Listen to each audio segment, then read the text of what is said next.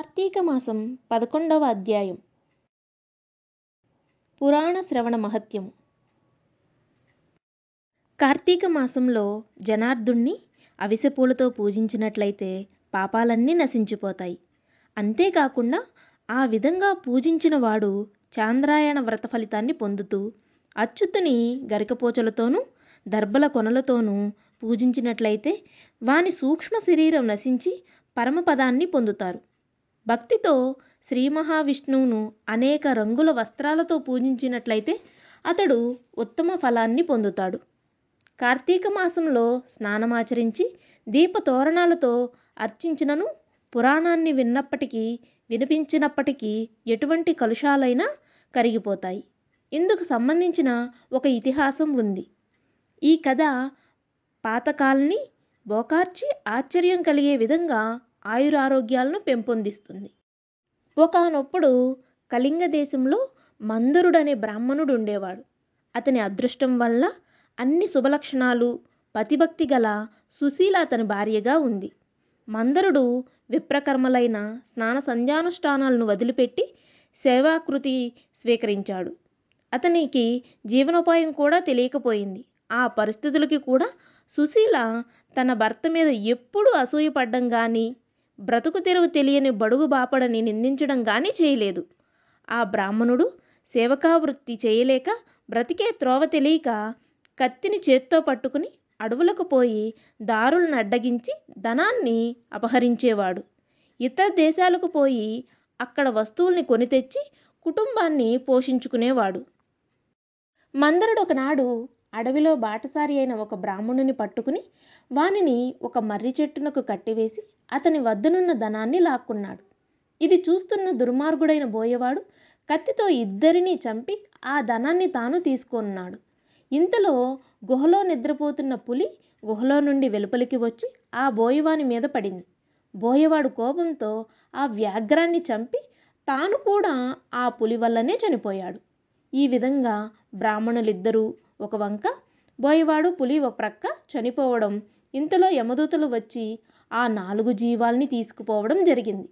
వాళ్ళు చేసుకున్న కర్మ ఫలితంగా కాలమాత్రమనే నరకంలో అనేక రకాలైన బాధల్ని అనుభవించారు. అనేక పాపాలలో గూడి దుఃఖాగ్ని తప్తులై ఉన్న ఆ బ్రాహ్మణుల్ని మహాభీతిని కరిగించేది, కారు చీకటితో కూడినది, తళతళా క్రాగుతున్న రక్తంతో నిండి క్రిమికీటకాలతో కూడినదియు అమేధ్యభరితమును అయిన ఒక కూపంలో యమభటులు త్రోసివేశారు. ఆ విధంగా బాధలు పొందుతున్న మందురుని భార్య అయిన సుశీల సదాచార పరాయణులైన తన ధర్మాన్ని విడిచిపెట్టకుండా నియమాలను పాటిస్తూ విష్ణుభక్తి పరాయణురాలై సజ్జనులతో గోష్ఠి జరుపుతూ వారి మూలంగా అన్ని ధర్మాలు తెలుసుకుంటూ పతిభక్తి వదలకుండా కాలం గడుపుతుంది. ఆమె అదృష్టం వశం వలన ఒకనాడామె ఇంటికొక సన్యాసి వచ్చాడు. అతడు సర్వదా విష్ణువునే పూజిస్తూ విష్ణు భక్తి వలన శరీరం పొలకెత్తగా శ్రీమన్నారాయణుని నామస్మరణ పూర్వకముగా నృత్యం చేస్తూ విష్ణుభక్తి అనే అమృతాన్ని గ్రోలుతూ సకల ప్రాణుల యందు మాధవుణ్ణి చూస్తూ కన్నులతో ఆనంద బాష్పాలు రాలుస్తూ తన్మయత్వం పొందుతుండేవాడు. ఆ సన్యాసికి సుశీల అర్ఘ్యపాద్యాదులిచ్చి ఆదరించి భిక్షనొసంగి, స్వామి, తమ రాక నా వంటి గృహస్థులకు అరుదు కదా, మా వారు ఇంటలేరు, నేనొకతినే యాతనని ధ్యానిస్తూ ఒంటరిగా కాలం గడుపుతున్నానంది.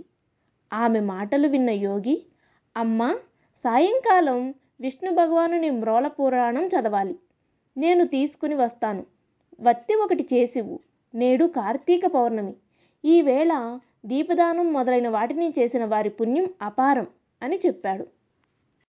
సుశీల యోగి చెప్పిన మాటలకు ఎంతో సంతోషించింది. ఇల్లు ఆవుపేడతో నలికి స్వస్తికము, సర్వతోభద్రము మొదలైన ముగ్గులు పెట్టి ప్రత్తి చెక్క పెట్టి 2 వత్తులు వేసి ఆ సన్యాసి తెచ్చిన తైలంతో శ్రీమన్నారాయణుకు దీపారాధన గావించింది. దీపపు ప్రమిదను వత్తిని ఇచ్చి తాను సంతోషపడుతుండగా ఆ యోగి అక్కడ విష్ణువును పూజించి ఆత్మపరిశుద్ధికి పురాణం చదువుతున్నాడు.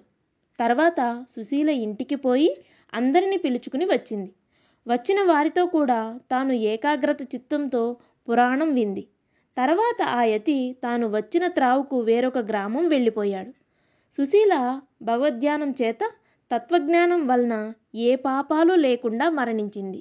అప్పుడు 4 చేతులతో తంబులంబోలు కన్నులతోనూ పీతాంబరధారులైన శంఖచక్ర గదాయుధాలను ధరించిన వారై, కమలాల వంటి శరీర ఛాయ కలవారై, సూర్యుని వలె తేజస్సు కలిగియున్న విష్ణుదూతలు దివ్య విమానమును ఎక్కి వచ్చారు.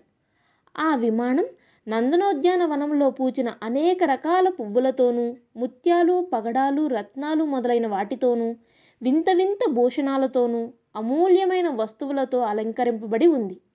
వారు ఆ సుశీలను ఆ విమానం మధ్య కూర్చొండబెట్టి వినయంతో ఆమెను సేవిస్తూ, భజనలు, నృత్యాలు చేస్తూ, జైకొడుతూ వైకుంఠం తీసుకుని పోతున్నారు. ఆ విధంగా సుశీల వైకుంఠం పోతూ మార్గంలో కనిపించిన నరకలోకాన్ని చూచి ఆశ్చర్యపడుతూ, ఓ విష్ణుదూతలారా, ఒక్క నిమిషం ఆగండి. మా వారు భౌతిక దేహాన్ని విడిచిపెట్టి మరి 3 కలిసి అంధకూపంలో పడి ఉన్నారు. దీనికి కారణం ఏమిటో నాకు చెప్పండి అని అడిగాను. ఆమె మాటలు విన్న విష్ణుదూతలు, ఓ పూజ్యులారా, ముడాత్ముడైన నీ భర్త ఇతరులకు దాసుడై నానా కృత్యాలు చేస్తూ, దొంగతనం, పరధన హరణం వలన ప్రొద్దుపుచ్చుతూ, వైదికాచారాలను విడిచిపెట్టి అపరిశుద్ధ పదములో జీవయాత్ర సాగించి ఉండడం వలన నరకం పొందారు. ఈ 2వ బ్రాహ్మణుడు తన స్నేహితుడిని చంపాడు. బాల్యం నుండి తన ప్రాణంతో సమానంగా చూచుకుంటున్న స్నేహితుడిని చంపి అతని ధనాన్ని కొల్లగొట్టి దేశాంతరాలు పోతుండగా నీ భర్త ఆ ధనం కొరకు వానిని చెట్టుకు కట్టి కృతకృత్యుడయ్యాడు. దారి మధ్యలో మిట్ట మధ్యాహ్నం ఒక బోయవాడు నీ భర్తను చంపి ఆ ద్రవ్యాన్ని లాక్కున్నాడు. ఆ వేటగాన్ని పులి తన పంజాతో కొట్టింది. వాడు పులిని చంపాడు. పులిచే తిన్న దెబ్బల బాధతో వాడునూ మరణించాడు. బోయవాడు బ్రహ్మహత్య చేసి ఉండడం వలన నరకంలో ఉన్నాడు. ఈ పులి అంతకు పూర్వజన్మలో ద్రవిడ దేశంలోని బ్రాహ్మణుడు. వాడు ఇది వినదగినది, ఇది వినకూడనిది అనే జ్ఞానం లేక తైల పక్వాదులైన ఆహార వస్తువుల్ని భుజించడం వలన నరకలోకం చేరుకున్నాడు అన్నాడు. అప్పుడు ఆమె వారికి ఏ విధంగా నరకం నుండి విముక్తి కలుగుతుందని అడిగింది.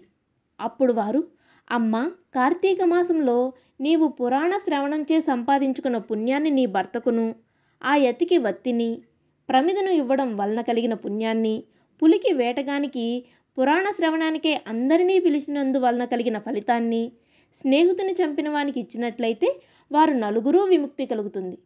ఇందులో ఏమి సందేహమూ లేదు అని చెప్పారు. సుశీల ఆశ్చర్యపడి వారి విముక్తి కోరుకుని ఉదాత్తంగా ఆ ఫలితాన్ని వారికి దారపోయగానే వారు నరకాన్నుండి విముక్తి పొంది విమానాన్ని ఎక్కి ఆమెను పొగుడుతూ వైకుంఠం చేరుకున్నారు. వారందరూ జ్ఞానగమ్యుడైన విష్ణువు యొక్క పదము పొందారు. అందువలన కార్తీక మాసంలో పురాణ శ్రవణము చేసేవారు వైకుంఠం పొందుతారు.